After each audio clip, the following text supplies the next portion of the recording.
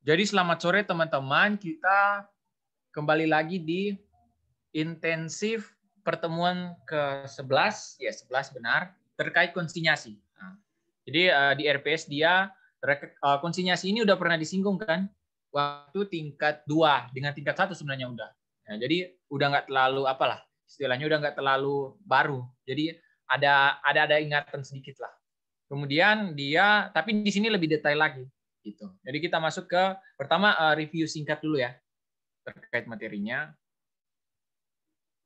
Ini PPT-nya aku ambil dari milik Pak RTH ya. Jadi Pak RTH punya PPT. Nah, aku ambil di situ. Yang pertama terkait dengan ini. Apa sih yang dimaksud dengan konsinyasi itu kan? Jadi konsinyasi itu adalah barang dagang yang ditransfer oleh pemiliknya ini kepada pihak lain yang bertindak sebagai agen penjualan. Di mana nih kepemilikannya, jadi hak kepemilikannya itu masih di pemiliknya ya, jadi masih di pemiliknya sampai dengan barang tersebut terjual, gitu. Jadi kalau misalnya si apa ya, misalnya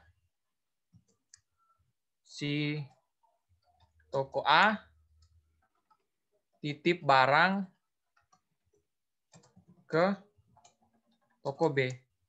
Nah, selama barang ini belum terjual, ya kan? Jadi selama barang ini belum terjual, maka kepemilikannya itu masih berada di, jadi hak kepemilikannya. Nah ini. Jadi hak kepemilikannya itu masih ada di toko A. Jadi selama belum terjual. Kalau udah terjual maka berpindah ke pembeli, ke customer. Nah, transfer barang konsinyasi tersebut transfer barang konsinyasi disebut dengan konsinyasi ya. Kalau bahasa Inggris consignment. Nah, terus nanti kita akan mengenal dua pihak, dua istilah ya. Jadi konsinyor, nah, aku pakai bahasa Indonesia aja ya. Jadi konsinyor sama konsinyi. Ya. Jadi konsinyor itu dia untuk yang pemilik aslinya. Jadi misalnya ini toko A, pemilik aslinya dia konsinyor, baru yang dititipin itu dia namanya konsinyi. Jadi kalau di sini toko B berarti konsinyi. Atau ada juga yang disebut biasa pakai factor atau commission merchant. Ya itu tergantung sih, beda-beda.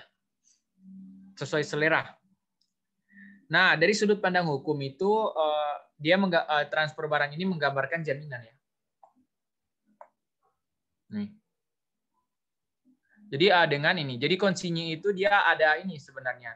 Dia memiliki barang itu tujuannya untuk apa? Tujuannya untuk menjual ya. Jadi tujuannya untuk dijual. Gitu. Nah terus, nah ini yang penting nih. Jadi aku zoom, ya. Jadi konsinyi itu tidak diperbolehkan. Nah ini yang ke merah.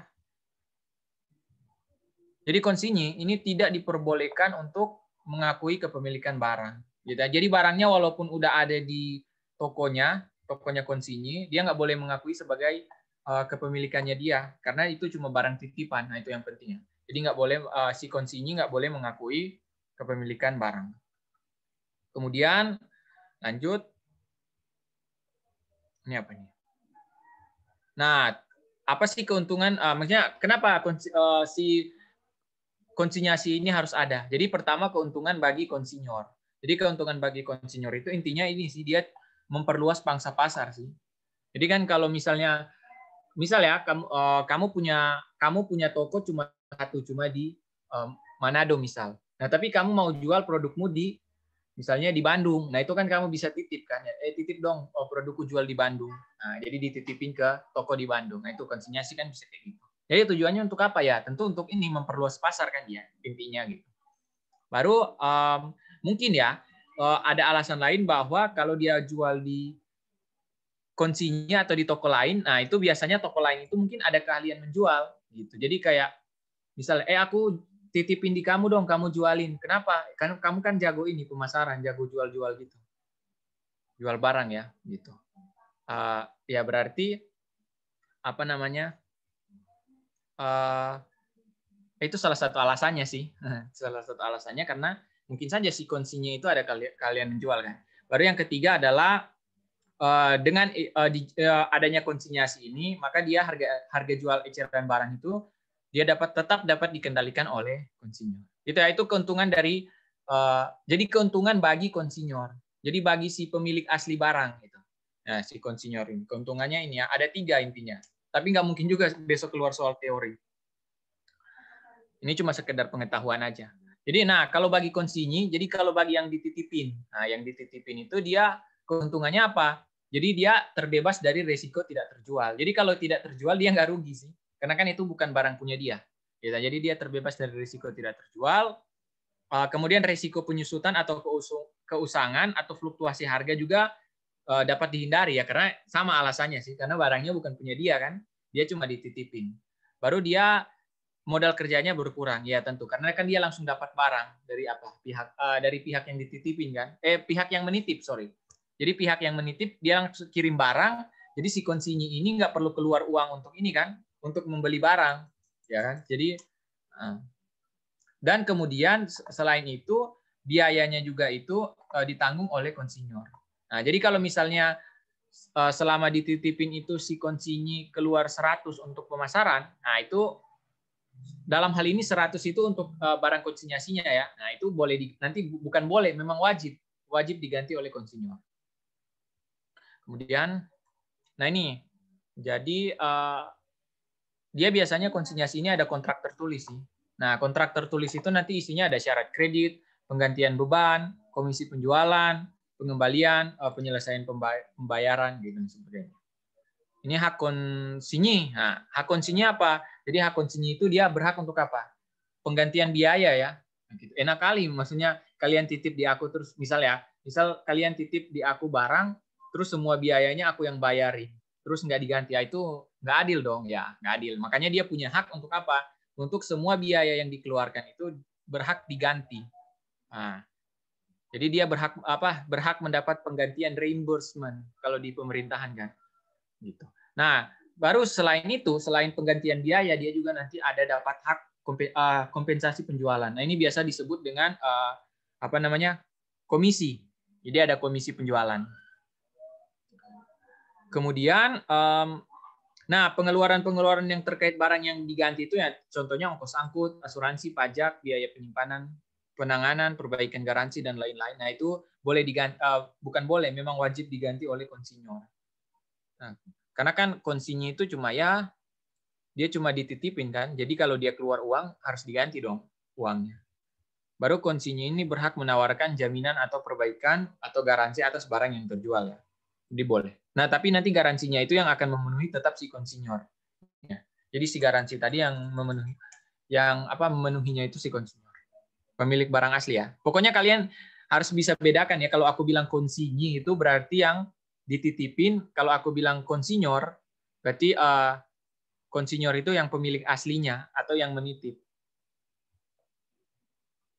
Baru ini ada kewajiban dari konsinyi. Nah, dia harus pertama ya harus menjaga barangnya. Jadi walaupun cuma dititip, iya kan, kalau misalnya kalian dikasih titip motor, ya walaupun bukan barang kalian ya tetap kalian ada kayak kewajiban lah untuk menjaga.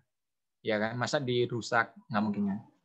Kemudian dia harus menjual. Nah, dia ada kewajiban juga menjual. Nah, ini udah dikontrak sih. Dia kan kesepakatannya si konsinyi harus menjual kan itu. Jadi ini udah lumrah lah gitu. Baru dia harus merawat dan menyimpan. Nah, ini kurang lebih sama ya dengan menjaga.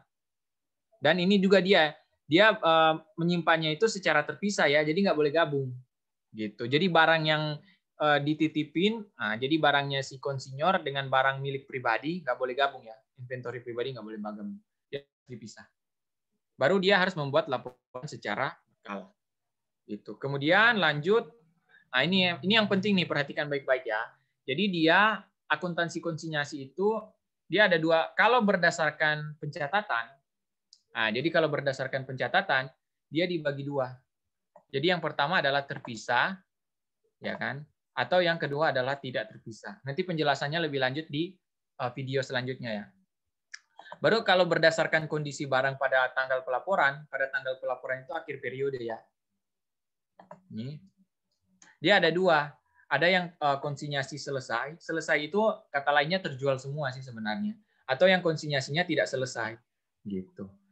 Nah, jadi kalau dibuat diagram kayak gini ya. Jadi dicatat terpisah itu bisa 2. Dicatat terpisah konsinyasi selesai, dicatat terpisah konsinyasi tidak selesai, Nah, kemudian yang dicatat tidak terpisah, bisa dicatat tidak terpisah konsinyasi selesai, atau dicatat tidak terpisah konsinyasi tidak selesai. Atau ini bisa juga ini ya. Nah, bisa juga aku balik. Nah, sama aja sih kalau dibalik. Kalau dibalik kayak gini berarti. Konsinyasi selesai. Nah, konsinyasi selesai itu bisa dia terpisah,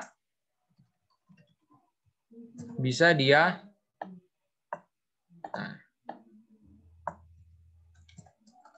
tidak terpisah. Nah, baru konsinyasi tidak selesai. Konsinyasi tidak selesai. Nah, konsinyasi tidak selesai dia dibagi lagi dua. Nah, jadi dia ada yang terpisah, ada yang tidak terpisah. Nah, ini sebenarnya sama aja sih. Kalian mau menyebutnya kayak gimana? Jadi konsinyasi selesai yang terpisah, konsinyasi selesai tidak terpisah, konsinyasi tidak selesai terpisah dengan konsinyasi tidak selesai tidak terpisah. Ini kan total 4 ya. Atau kalian mau menyebutnya kayak gini. Jadi yang di atasnya itu dicatat terpisah konsinyasi selesai, dicatat terpisah konsinyasi tidak selesai. Nah, itu sebenarnya sama aja. Jadi ini dengan yang sebelumnya kan sama aja. Tinggal penyebutannya mana yang mau diduluani. Tapi intinya ada 4 ya. Jadi intinya kalau aku buat tabel, nah itu nanti intinya ada 4 ini.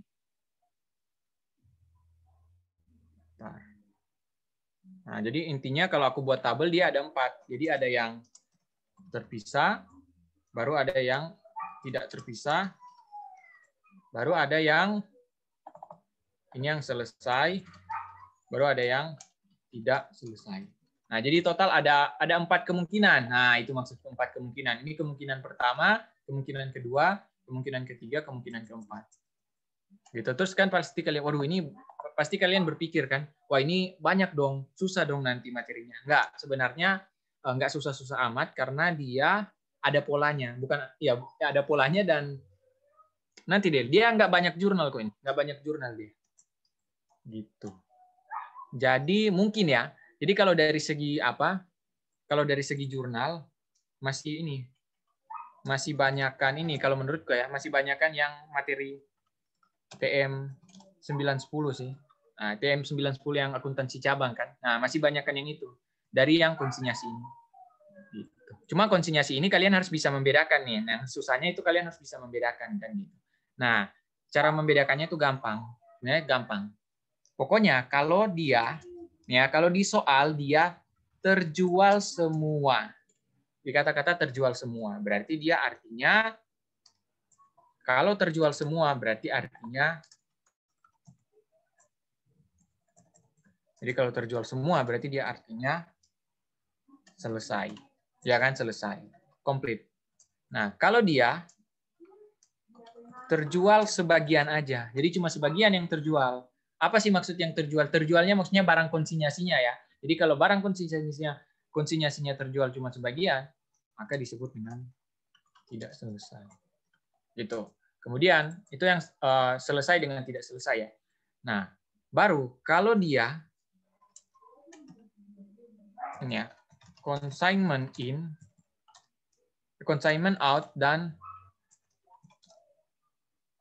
in. Nah, jadi ada consignment out dan consignment in.